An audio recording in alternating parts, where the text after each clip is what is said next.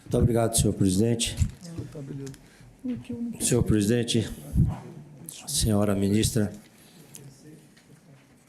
senhores ministros, senhora procuradora-geral. Senhor presidente, trago agora o TC 008-692-2018-1.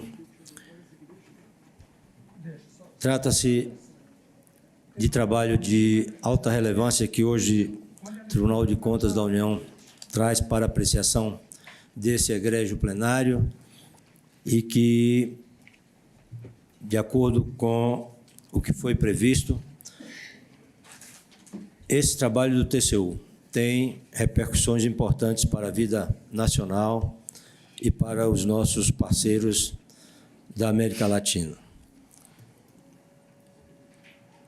Trata-se, senhor presidente, de uma auditoria com o objetivo de avaliar as políticas públicas, as diretrizes governamentais e os compromissos internacionais relacionados à inserção de fontes renováveis da matriz elétrica brasileira e, para tanto, o Tribunal procurou se aprofundar nos estudos iniciados em levantamento que deu origem ao Acórdão 2659-2017 plenário, que determinou a realização desta fiscalização com apoio de todo esse colegiado, senhor presidente. Eu diria, senhor presidente, que, não sei se por azar da sorte, esse tema coube a mim agora fazer essa relatoria e diria a Vossa Excelência que reconheço que nesse plenário teríamos colegas muito mais capazes, eu diria, profundos conhecedores desse tema que poderiam, quem sabe, oferecer ao país e aos parceiros resultados, eu diria, mais alvissareiros. Mas, como são os ossos do ofício, senhor presidente, ressalto que o presente trabalho, além da sua relevância para o desenvolvimento nacional, constitui um piloto de auditoria coordenada no âmbito da OLACEFS, que tem sido liderada pelo TCU, com a participação das nossas entidades congêneres no Chile, na Colômbia e de mais outros 10 países. Quero também registrar que tanto a fiscalização que ora trago à apreciação deste plenário, como as demais a serem conduzidas pelas EFS parceiras, eles contam com, eu diria, um suporte muito especial da GIZ, Deutsche Gesellschaft für internationale Zusammenarbeit, no âmbito, portanto, desse projeto que busca fortalecer essa missão indispensável a qualquer regime democrático em relação ao controle externo, principalmente na área ambiental, cujo termo de cooperação técnica foi assinado por esta Casa em 2016.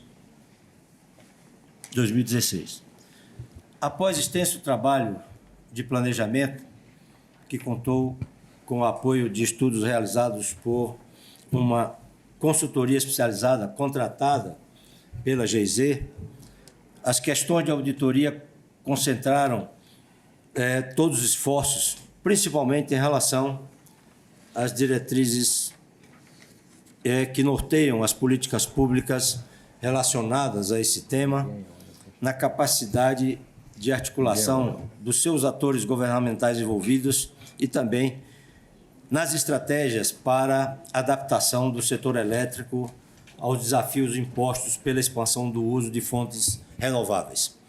Quero aqui, senhor presidente, com as vênias de estilo, me fazer acompanhar de alguns slides que talvez possam melhor esclarecer os temas que estamos tratando agora. Ainda no que se refere à esfera internacional, devo lembrar que o acesso à energia para todos é um dos 17 ODS estabelecidos na Agenda 2030 das Nações Unidas, da qual consta a meta de aumentar substancialmente a participação de energias renováveis na matriz energética global. quero dizer que o Tribunal de Contas da União, não só como instituição nacional, foi aquela que abraçou esse tema de forma muito consistente, realizando mais de 146 auditorias que são, eu diria, todas focadas em ODS estabelecidos pela ONU, como também o Tribunal apresentou àquela instituição de forma inédita a proposta de que a ONU adotasse uma plataforma internacional para esse acompanhamento, para que pudéssemos, ao final desse trabalho, avaliar exatamente cada uma das políticas públicas que compõem os 17 ODS. Então, senhor presidente, esse é um resultado palpável que eu diria extremamente gratificante para o TCU, quando vimos em Barcelona, em 2017, já essa plataforma sendo apoiada por todas as grandes empresas responsáveis, nesse momento, pelo desenvolvimento da área da tecnologia da informação. Apesar da inegável importância do alcance dos ODS, cuja implementação tem sido monitorada atentamente por esse tribunal, todos vimos como a questão específica da expansão do uso de fontes de energia limpa ganhou destaque internacional na última semana, em função da sua relevância para o cumprimento do Acordo de Paris e dos possíveis impactos para a futura ratificação do acordo comercial firmado entre os blocos do Mercosul e da União Europeia. Nesse sentido, não poderia deixar de destacar mais uma vez a atuação verdadeiramente preditiva do TCU. Afinal, trata-se de auditoria determinada por esse colegiado em 2017, realizada ao longo do ano de 2018 e cujos resultados chegam à apreciação dos nobres pares justamente no momento em que o governo brasileiro é confrontado a nível mundial com questionamentos à sua capacidade de dar andamento efetivo aos pactos assumidos nessa área. Como se sabe, um dos compromissos assumidos pelo Brasil como parte das contribuições nacionalmente determinadas no âmbito do referido acordo diz respeito justamente à ampliação do uso de novas fontes renováveis, além da energia hídrica, tanto na matriz energética, como também objeto desse trabalho, mas também na matriz que compreende as fontes utilizadas para transportes, atividades industriais e agropecuárias, sem citar tantas outras. Portanto, ainda que o país seja um dos líderes mundiais no uso de usinas hidrelétricas para a geração de eletricidade, a presente baixa dependência de fontes não renováveis é essencial à existência de instrumentos efetivos de planejamento, acompanhados de iniciativas concretas e coordenadas do governo para impulsionar a expansão de outras tecnologias para a geração de energia limpa. Quanto a esse ponto, para além do cumprimento de acordos internacionais, cabe relembrar que nos últimos anos fatores climáticos têm colocado em risco a sustentabilidade da nossa matriz, justamente pela excessiva dependência de regimes pluviais favoráveis. Passo, então, com as vênias de costume, a fazer brevíssimo, eu diria brevíssimo resumo das principais conclusões trazidas pela unidade técnica, antecipando desde já os meus cumprimentos a toda essa equipe extraordinária da CI Infraelétrica, na pessoa do secretário Manuel Moreira, não somente pela excelência do trabalho realizado, mas também por ratificar mais uma vez, com a indispensável colaboração dos colegas da Serint, a posição de liderança técnica do TCU nesse âmbito dentro da nossa OLACEFS. Em primeiro lugar, destaco a constatação de que há deficiências graves no planejamento governamental, em especial pela falta de uma matriz de preferência que possa direcionar tanto a formulação de políticas públicas com investimentos privados, como também ressalto que, nesse ponto, tem sido objeto de recomendação específica que o TCU fez quando exarou o Acórdão 1631/2018 plenário, de relatoria do eminente ministro Augusto Scherman, motivo pelo qual entendi não ser necessário incluir deliberação a esse respeito na proposta que trago para apreciação. Sem dúvida, a ausência de diretrizes claras é um dos principais fatores que resultam em outras distorções apontadas pela equipe de auditoria, a exemplo da manutenção de subsídios financeiros à produção de carvão mineral para uso em termoelétricas, instituídos pela Lei 5.899/73 e com vigência prevista até 2027, quando se sabe que isso resulta, de alguma forma, em aumento significativo na emissão de gases de efeito estufa. Na mesma linha, observa-se que o ministro de Minas e Energia não dispõe de critérios objetivos para a definição das fontes energéticas a serem contempladas nos leilões de energia nova. Com isso, entende-se que há um aumento significativo do risco de que interferências externas ao planejamento governamental influenciem na política de leilões para a contratação não somente de fontes renováveis, mas também de termoelétricas e outras com maior impacto ambiental. A indefinição de diretrizes governamentais também se manifesta no âmbito da mini e microgeração distribuída de energia, que aumenta a cada dia, que consiste na instalação e operação de unidades geradoras em geral de energia solar ou eólica ou conjugada pelos próprios consumidores individuais ou por organizações, como é o caso do TCU, com a nossa nova mini usina fotovoltaica aqui instalada por iniciativa do nosso ex-presidente ministro Raimundo Carreiro. No caso da geração distribuída, a necessidade de instituição de políticas públicas e normas adequadas se mostra ainda mais urgente, pois eventual adoção dessa modalidade em grande escala, eu diria que pode implicar em aumentos no custo de energia para os demais consumidores. Ademais, as distribuidoras de energia, principalmente nos grandes centros, como São Paulo, Rio de Janeiro e, no caso, Brasília, têm adotado tecnologias que impedem que o excesso de energia produzida pelos consumidores seja injetado na rede, o que subverte a essência do próprio modelo. Por fim, se por um lado faltam planejamento, políticas públicas e diretrizes, por outro, constata-se a existência de deficiências graves na avaliação de resultados, em especial quanto aos incentivos aplicados ao setor. Com isso, não há informações confiáveis sobre a efetividade das estratégias adotadas e tampouco dados que possam subsidiar a redução progressiva de tais subsídios. Aliás, o que é um lugar comum no Brasil, lamentavelmente, inclusive no caso da Previdência.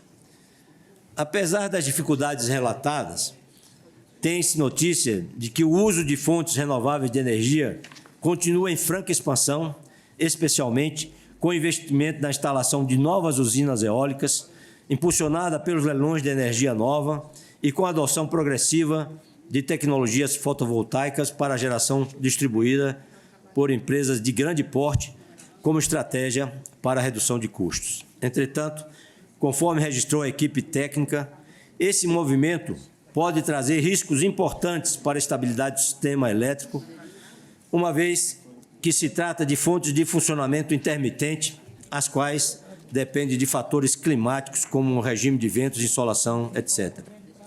As eventuais interrupções na geração por essas tecnologias ao longo do dia precisam ser compensadas pelo acionamento imediato das chamadas fontes despacháveis, em grande parte no Brasil constituídas justamente pelas termoelétricas. Conclui-se, portanto, que a expansão da geração de energia limpa, se feita sem planejamento adequado, pode resultar em aumento da emissão de gases do efeito estufa. Para evitar que isso ocorra, faz-se necessário investir em tecnologias para armazenamento do estoque de energia excedente produzida em períodos de pico de ventos ou de maior insolação, o que, mais uma vez, requer diretrizes governamentais claras a respeito das características exigidas nas fontes renováveis. Também não se pode ignorar a importância para a estabilidade do sistema da retomada de estudos sobre a construção de hidrelétricas com grandes reservatórios. Apesar dos impactos socioambientais e do elevado custo de tais empreendimentos, trata-se de componente essencial da matriz energética brasileira. Senhor presidente, já finalizando, ainda no que diz respeito à emissão de gases do efeito estufa, é importante ressaltar que a geração de eletricidade, no caso brasileiro, apresenta menor relevância pelo fato de mais de 80% da energia ser proveniente de fontes renováveis. Na matriz energética como um todo, o principal vilão continua sendo o setor de transportes. Nesse contexto, a equipe de auditoria analisou também o cenário relacionado às perspectivas para a eletrificação da frota veicular, tanto no transporte público como pelo uso individual de carros elétricos, uma vez que eventual aumento repentino dessa demanda para recarga de veículos poderá comprometer a capacidade do setor elétrico e, se não for precedida de planejamento devidamente adequado. Entretanto, estudos governamentais apontam estimativas que até 2026 o percentual de veículos elétricos deva se manter abaixo de 1%, principalmente devido aos custos elevados de aquisição e ausência de infraestrutura de suporte. Algumas cidades do mundo, senhor presidente, já estabeleceram que os motores a combustão não serão, em alguns casos, mais autorizados a circular como veículos novos a partir de 2025 e, em outras, 2032 e 2036. Ou seja, estamos realmente muito atrasados. Outro fator relevante é a possibilidade de incremento da participação de biocombustíveis na matriz energética, o que poderia gerar redução significativa na emissão de gases do efeito estufa, sem a necessidade de alterações na frota veicular. Reitero que a presente auditoria abordou somente aspectos relacionados à geração de energia elétrica e, portanto, não teve como objetivo, e aí quero deixar muito claro, não teve como objetivo a avaliação mais ampla do setor de transportes ou de políticas públicas relacionadas ao incentivo à eficiência energética, principalmente do lado do consumo. Em que pese a convergência temática, houve entendimento de que tais assuntos devam ser tratados em trabalhos à parte, espero que venham logo, em momento também que espero mais oportuno. Não posso, senhor presidente, deixar de ressaltar, entretanto, a urgência de que este tribunal se dedique à questão, em especial no tocante às tecnologias de Smart Grid. Trata-se, em essência, da incorporação de recursos para a interconexão de todos os dispositivos ao longo da cadeia de geração, distribuição e consumo de energia por meio da internet das coisas, aliada ao uso intensivo, eu vou repetir, ao uso intensivo de algoritmos de inteligência artificial para otimizar de forma contínua e dinâmica todo o sistema elétrico, com benefícios para todos os atores envolvidos, o que já vem acontecendo há quase 4 anos nos Estados Unidos. 4 anos. Quando o TCU tomou conhecimento desses primeiros trabalhos. Mais uma vez, registro que essa fiscalização integra a auditoria coordenada no âmbito da Aulacef sobre o tema e informo que o respectivo relatório consolidado será divulgado em seminário internacional previsto para o dia 28 de novembro de 2019. Senhor presidente, com essas considerações e agradecendo aos meus ilustres pares, por tantas contribuições que ofereceram a mim, pessoalmente, e ao meu gabinete. Quero, mais uma vez, parabenizar a Vossa Excelência, aos servidores e dirigentes da CI Infraelétrica pela excelência do trabalho e voto, para que o Tribunal adote a deliberação que ora submeto à apreciação deste colegiado, no sentido de realizar determinações e recomendações aos entes envolvidos e também determinar a CI Infraelétrica a realização de monitoramento do presente acordo. Aliás, o que estamos fazendo a prática que nos permite o regimento interno, com os mandatos constitucionais que temos para que o TCU possa exercer sobre a administração pública brasileira e sobre as políticas públicas dentro dos seus limites de respeito, eu diria, irrestrito às prioridades do poder discricionário dos gestores, que estamos fazendo, portanto, com os devidos cuidados, essas recomendações e determinações. Agradeço a Vossa Excelência e aos meus ilustres pares. Na fase de discussão, o ministro Benjamin. Bem, obrigado, senhor presidente. Quero parabenizar a Cinfra Elétrica, o ministro Haroldo Cedrais, pelo trabalho muito interessante, de uma abrangência diferenciada e que faz, para além dos órgãos que atuam no setor elétrico, uma análise superior. E realmente o tribunal tem essa possibilidade de adotar, realizar um trabalho com uma perspectiva isenta, porque não está vinculado a nenhuma competência específica do setor elétrico. É óbvio, há diversos aspectos que são mencionados, a importância das diversas fontes de energia alternativa, a energia solar, fotovoltaica, as energias híbridas, as pequenas centrais hidrelétricas, mas o que me chama a atenção, isso eu converso com algumas pessoas do setor elétrico, é o fato de que os leilões de energia, tal como mencionado no parágrafo 18 do voto, os leilões de fontes a serem ofertadas em leilões por parte do Ministério de Minas e Energia não é feita a partir de critérios objetivos. A nossa equipe de auditoria analisou os três últimos leilões e não há nenhum critério objetivo, sistemático objetivo para definição de quais fontes serão levadas a leilão. É óbvio que eu, quando trabalhei no setor elétrico, nós estávamos em pleno governo militar e o governo determinava tudo, todos os investimentos eram estatais, basicamente a iniciativa privada era colocada num segundo plano e havia recursos públicos e a lógica do sistema era uma lógica estatal e fazíamos e a Eletrobras e os grupos da Eletrobras, GCOI, o grupo de coordenação também do planejamento, faziam basicamente o planejamento energético, o planejamento da transmissão, o planejamento da geração e buscávamos o ponto ótimo e alocávamos recursos públicos das estatais para o atingimento desse ponto ótimo. Hoje, o Estado é um agente indutor, regulador da atividade privada que vai, sim, permitir que essas fontes alternativas possam ser utilizadas. Mas, de qualquer forma, a regulação do setor público é importantíssimo. Esse não é um setor que possa ser abandonado ao mercado, não é? Já que desse setor derivam compromissos, inclusive internacionais do Brasil, com as questões de poluição, de meio ambiente e ao próprio desenvolvimento racionalizado. Esse é um sistema que tem que ser regulado pelo Estado com muito cuidado. E me chama a atenção, em particular, o fato de não haver critérios para a seleção de quais fontes alternativas de energias devem ser priorizadas nesses leilões. E me parece que esse é um aspecto que nós vamos suscitar do governo, né, dos diversos órgãos que nos tragam planos de ação e respostas aos nossos questionamentos. Mais uma vez eu digo, mais do que revelar uma verdade ou estabelecer regras, o tribunal promove, por meio desses trabalhos, um diálogo com os órgãos especializados nesse setor. Eu tenho contatos porque fui engenheiro eletricista, com o pessoal da ONS, o pessoal da EPE.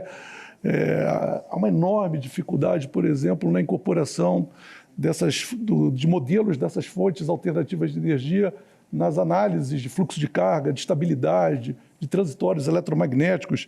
Muitas vezes, lá na ONS, eles nem têm informação adequada do número de megawatt-horas gerados pelas centrais eólicas ou mesmo das PCHs. Há um déficit ainda de informação básica que, eventualmente, vicia e prejudica o planejamento da operação do setor elétrico brasileiro. Eu não quero, obviamente, falar sobre detalhes, mas só me resta aqui dizer que, em particular, tenho enorme orgulho desse trabalho.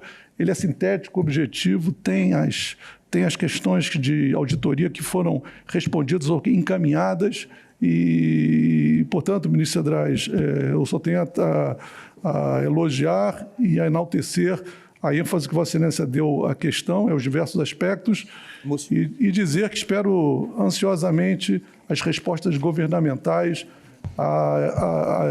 as questões que foram suscitadas pelo tribunal. Com a palavra, ministro Vital, para discutir. Senhor presidente, Parabéns. serei também objetivo, até porque acho que completo foi o trabalho do Sua Excelência Ministro Cedrais, dos colegas da CEINFRA Elétrica, do seu gabinete, um processo que me chama muita atenção, até porque nós temos uma série de fatores variáveis na conjugação desses, na compilação desses resultados, né? Primeiro, louvar o trabalho pioneiro desse tribunal, né, na área internacional, com o LACEFS, que produziu essa auditoria mundial, trazendo diversos países uma realidade. E certamente dá para se notar que a realidade é diferente em cada país, porque tem muito a ver com as relações socioculturais e socioeconômicas desses países. Agora há pouco estava conversando, no contexto deste assunto, com o ministro Sherman, que é um especialista na matéria, falando um pouco como é a minha visão neste processo de energia renovável no país. Eu sou um dos apaixonados pela matéria, efetivamente, porque nós temos uma visão ambientalista de que quanto menos uma termoelétrica ser acionada, mais nós estaremos respirando melhor no futuro. É diferente de uma matéria que o ministro Sherman me mostrou agora há pouco, que ainda está acionando as suas termoelétricas numa proporção gigantesca. Quer dizer, cada país tem uma realidade, né? Tem uma realidade que obedece a essas condições socioeconômicas, socioculturais. O Brasil vem avançando, mas os mesmos problemas, ministro Cedrais, que eu vivi há 5 anos atrás, quando estávamos avaliando o desencadeamento dos leilões no Senado Federal, eu questionava muito, mas bem, como é o critério para esses leilões? Porque como é que se estabelece? O governo é um órgão indutor ou ele é apenas resposta de uma demanda? Ele induz a construção daquele momento, daquele ambiente energético renovável, ou ele apenas responde a uma demanda, né? E as constatações que o ministro Cedrais colocou no seu relatório falam muito claro, não tem planejamento, não existem diretrizes claras, absolutas, né? O que é que eu quero para daqui a 10 anos, o que é que eu quero daqui a 30 anos, qual é o percentual dessa energia, como é que vai ser o fluxo energético, né, para garantir o abastecimento de um país continental como o nosso, que era hidrodependente, né, a vida inteira, e que agora a gente está desmamando, né? Mas nós sabemos, e estávamos aqui também conversando, o altíssimo custo dessa energia, né? Essa energia que hoje é um padrão para a França, que tem 70% de energia nuclear, né? Diferente da nossa, né? Então lá houve um investimento, houve um trabalho, houve um barateamento, porque ao final e ao cabo nós temos que pensar em alguns fatores que devem basilar essa diretriz, como o setor ambiental, a disponibilidade, a acessibilidade e o barateamento dessa energia. Eu acho que os achados, esse diagnóstico aqui, eles foram extremamente pertinentes, né? Há uma deficiência na avaliação desses resultados. Eu não vejo resultados claros nesses estudos feitos pelo Ministério e pela própria agência, mas é um passo que o tribunal está dando. Quero voltar a parabenizar a Vossa Excelência. O material que Vossa Excelência distribuiu é muito acessível, de fácil leitura, de fácil interpretação. Parabenizar o pessoal da SECOM, da CEINFRA Elétrica, que produziu esse material, e o Gabinete de Sua Excelência. Ministro Sherman. Obrigado, senhor presidente. Eu também queria louvar o trabalho que traz agora o ministro Haroldo Cedrais, com muita qualidade. Sua Excelência conduziu um trabalho de muita importância para o país, né? E também parabenizar a CEINFRA Elétrica. Eu já vi aqui me manifestado outras vezes que a CEINFRA Elétrica vem trazendo a esse tribunal um conjunto de trabalhos de muita qualidade, e esse é mais um deles, né? Eu fiz uma pequena declaração de voto em que eu faço algumas sugestões de ajustes ao acordo do ministro Cedrais em 3 itens, e o ministro Cedrais já me fez saber pela sua assessoria que nós estamos chegando a um consenso, são só mudanças de algumas palavras, ou de determinação e recomendação, parece que vamos chegar a um consenso em relação a isso. Mas o que eu queria expressar nesse momento é que essa questão da energia, ela é vital para a nação brasileira ou para qualquer nação. Ou seja, no futuro vão prevalecer as nações que tiverem energia em abundância, barata. Esse barato, o custo pequeno é muito importante, e com restrições ambientais aceitáveis, né? Então, é muito importante que o Brasil, ao longo do tempo, e esse foi o ponto que tocou o ministro Zimmer, ao longo do tempo, construa uma matriz energética, contendo nela as diversas tecnologias, de forma que essa matriz represente os interesses do Brasil em relação às tecnologias usadas, se são as renováveis, se são as termoelétricas, a gás ou a carvão, ou o que seja, mas que representem os interesses do país para que nós possamos ter no futuro energia abundante, barata e com custos ambientais aceitáveis, né? Então, no processo de segurança energética, há uma proposta ao setor elétrico para que ele pense nessa energia. Qual é a matriz elétrica de referência que precisamos ter no futuro? Que matriz elétrica é essa, de energia elétrica, que é essa que vai realmente conter os interesses do país? É óbvio que as energias renováveis vão constar dessa matriz num percentual significativo. E daí a relevância que o ministro do Trabalho, que o ministro Haroldo traz agora.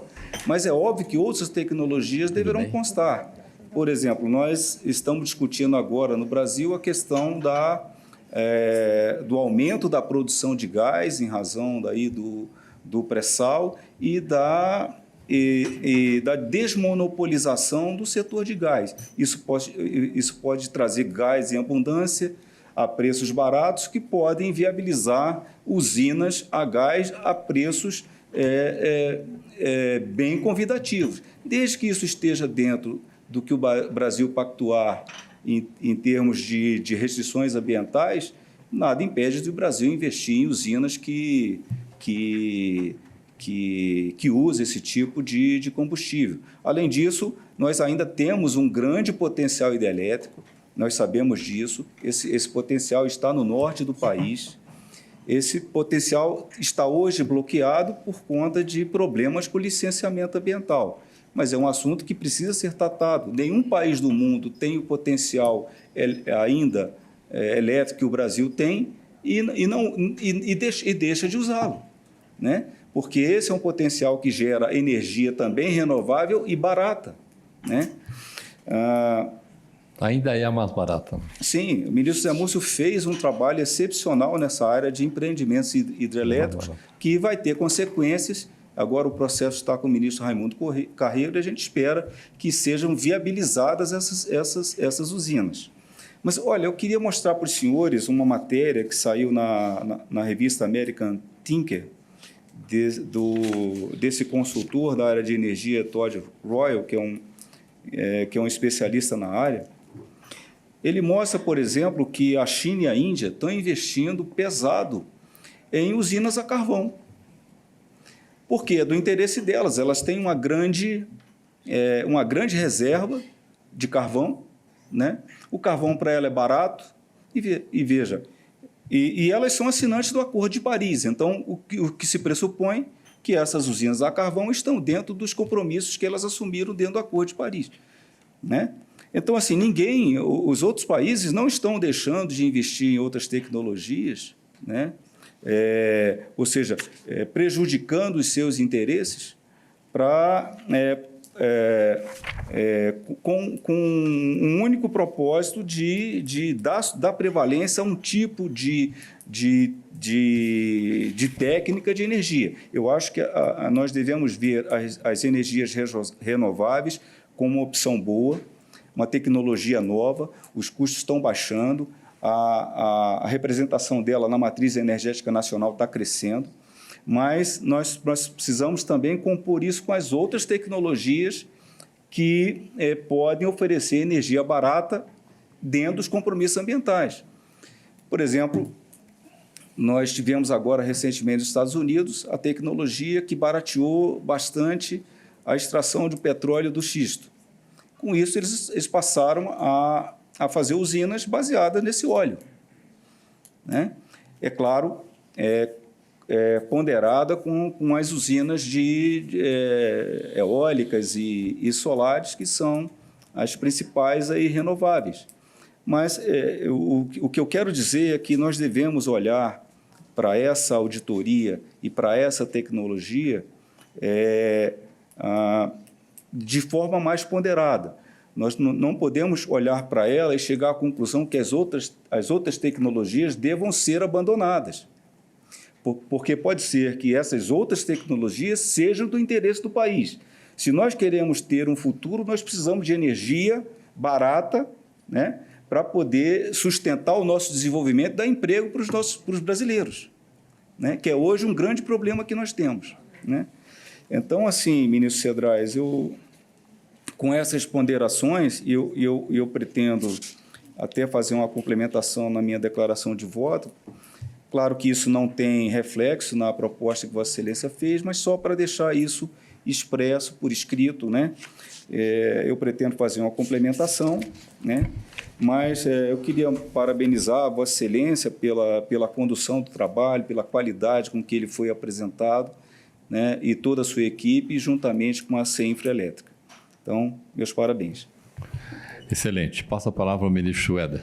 Senhor presidente, primeiramente, para parabenizar a CEINFRA Elétrica pelo trabalho, o ministro Haroldo Cedrais pela condução do voto e supervisão de todo esse trabalho, e registrar que, assim, causa bastante entusiasmo ver um trabalho elaborado nesse nível estratégico aqui pelo tribunal e induzir uma discussão mais ampla, né? É realmente um trabalho muito bom, muito interessante e que surpreende pela qualidade, pelo nível que nós já estamos alcançando em várias áreas de administração pública, de discutir diretamente com os maiores especialistas na administração temáticas tão complexas e abrangentes como essa. Eu gostaria de deixar isso registrado e parabenizar mais uma vez a CEINFRA e o ministro relator Haroldo Cedrais, senhor presidente. Antes de passar a palavra ao ministro relator, eu queria também me associar às manifestações pelo excelente trabalho, né? Pela excelente discussão, as palavras do ministro Sherman, que quando disse que o ministro Benjamin disse que nós não podíamos desistir das outras fontes, devemos ter entusiasmo pelas fontes renováveis. A semana que vem, no dia 25, o governo vai inaugurar o primeiro mega flutuante em cima do Lago do Sobradinho e temos um potencial gigantesco para essa área da energia solar, né? Temos 2 Itaipus com a fonte solar que nós temos no Nordeste, mas nossa grande força ainda continua sendo o sistema hidráulico brasileiro, que talvez seja o maior potencial do mundo, seja o potencial brasileiro. Evidentemente que essas, como muito bem disse o ministro Sherman, essas questões ambientais precisam ser resolvidas, porque não existe nenhuma energia mais barata do que a que nós temos aqui, que temos o maior potencial, que é o potencial brasileiro. Então, eu quero me associar aos parabéns, às congratulações, ao nível de discussão e devolver a palavra ao relator. Senhor presidente, eu queria dizer de forma muito breve que, como no início da apresentação da minha proposta de voto e de acordo, comecei dizendo que essa casa tem tido a sorte de ter em seu colegiado e nos seus quadros não só pessoas da melhor formação técnica e profissional e principalmente em relação ao que cada um tem procurado nos seus respectivos trabalhos de agregar a vida nacional de forma positiva, mas eu disse que, por uma ironia do destino, eu estava sendo, nesse momento, responsável para trazer ao conhecimento do plenário esta proposta de acordo como relator na matéria, mas eu sabia e sei da competência que é muito característica de cada um dos membros desse colegiado, mas principalmente nessa área, porque essa área é uma área mais do que importante ontem, hoje e será amanhã para qualquer nação.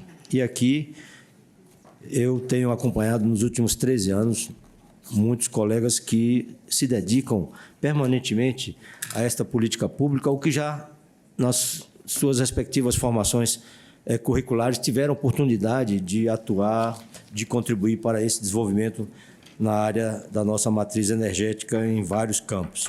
E aqui tivemos, até bem pouco tempo, o ministro Zé Jorge, que era um técnico muito dedicado a essa área e que, ao longo de sua vida, trouxe grandes contribuições ao desenvolvimento do Brasil no setor energético. E o ministro Zimmermann, ao iniciar os comentários sobre esse trabalho que nos apresenta hoje a CE Infraelétrica, com extraordinária, como disse, competência, Sua Excelência, com a competência também que nós conhecemos, com a experiência extraordinária de técnico e de ministro dessa casa, agrega, pelos seus comentários inteligentes e muito objetivos, muito a essa proposta que submeto ao plenário. Então, quero já, em nome do meu gabinete, eu aqui quero fazer um breve registro, em nome da Vera, do Renan, que ambos sob a coordenação da Carla Mâncio e de todos os componentes do meu gabinete, do Paulo, todos que contribuíram para esse trabalho, me deixam muito à vontade em, de forma muito humilde, agradecer essa interlocução permanente que estabelecemos, nesse caso, pela importância da matéria com a CE Infraelétrica. O ministro Vital, por sua extraordinária experiência, né, tanto na vida parlamentar, como administrador e gestor público, e hoje como ministro dessa casa, por trabalhos outros também apresentados nesse plenário no passado, nos trouxe enormes e extraordinárias considerações sobre o que nos causa essa falta de planejamento estratégico no Brasil. Sua Excelência, com a competência que tem, pôde aqui, eu diria, agregar em muito ao que nós estamos comentando, e que nos levaram, a rigor, ao final do trabalho, a estabelecer recomendações e determinações consistentes, porém cautelosas. Mas eu acho que as palavras do ministro Vital me ensejam a avançar mais em futuros trabalhos nessa área, porque ele tem essa visão de formulador de políticas, e eu tenho certeza que Sua Excelência agregou bastante ao que nós estávamos discutindo nesse momento. Portanto, folgo em poder ouvir e ampliar o meu aprendizado sobre essa matéria e sobre a vida nacional nesta casa.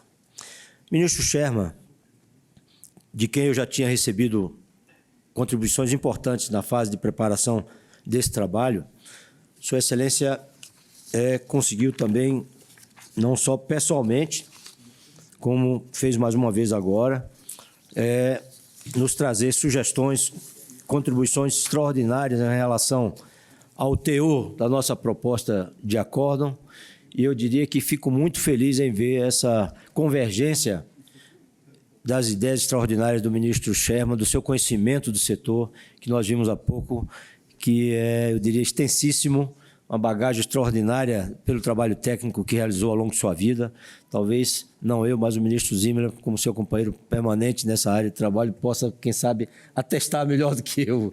Então, eu diria que nós tínhamos alguma pequena divergência em relação ao item 9.1, ao item 9.5 e ao item 9.9. E para que não geremos nenhuma dúvida a posteriori, eu diria que, se Sua Excelência me permite, com as vênias de estilo, vou proceder aqui à leitura da nossa convergência.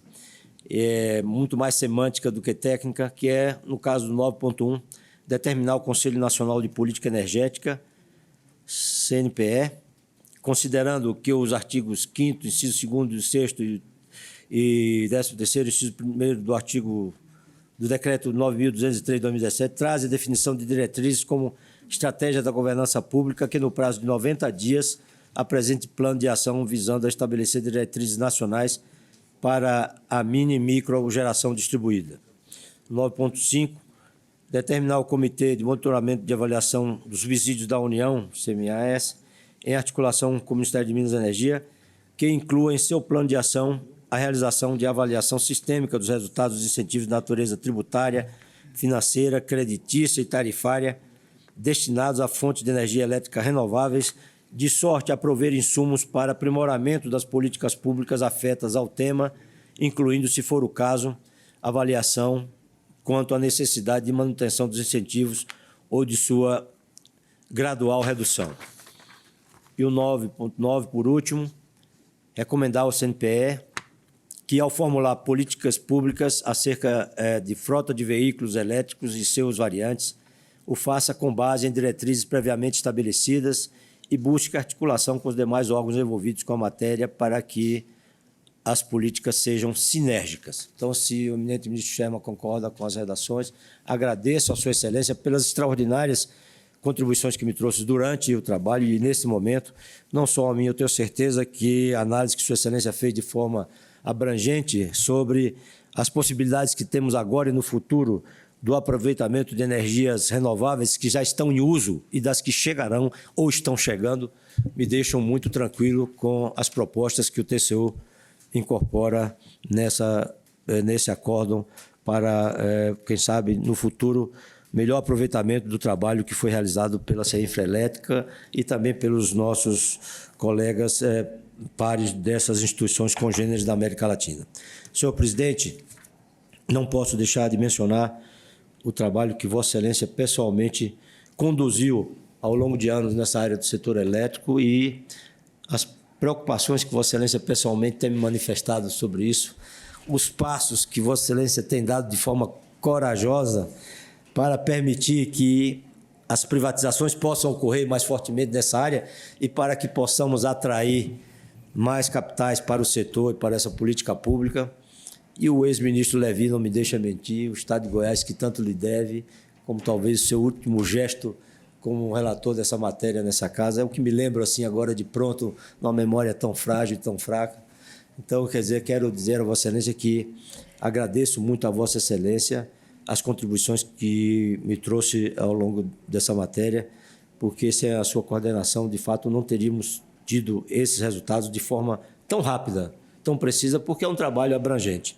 Ministro Éder, com a sua formação técnica extraordinária e como formulador também de políticas públicas, nos trouxe aqui comentários que eu considero muito significativos para esse trabalho. Agradeço também a Sua Excelência sempre me trazendo sugestões importantes para melhorar as minhas propostas que trago a este plenário. Senhor presidente, não posso, ao final, deixar de dizer que, como relator da matéria, me mantenho ainda preocupado com a questão da eficiência energética. Talvez ministro Zimmermann, Vossa Excelência, ministro Vital, ministro Sherman e ministro Éder pudessem, sobre esse tema, discorrer aqui longamente. Não é meu costume me alongar muito em nada, mas eu quero dizer a Vossa Excelência que o TCU precisa exercer mais uma vez o seu papel indutor em relação a esse setor no Brasil, porque temos conhecimento de trabalhos que são feitos, que foram feitos recentemente, já em uso em vários países, permitem até uma eficiência energética de 25% daquilo que se tinha uso em relação ao passado. Então, eu quero dizer que essa visão do TCU de enfocar todos os seus trabalhos, os seus esforços para o cidadão brasileiro, em respeito a esses valores da cidadania, eu acho que, nesse caso, na medida em que passássemos a usar mais intensamente e mais rapidamente esses trabalhos que já estão sendo aproveitados lá fora, através dos avanços extraordinários da tecnologia da informação.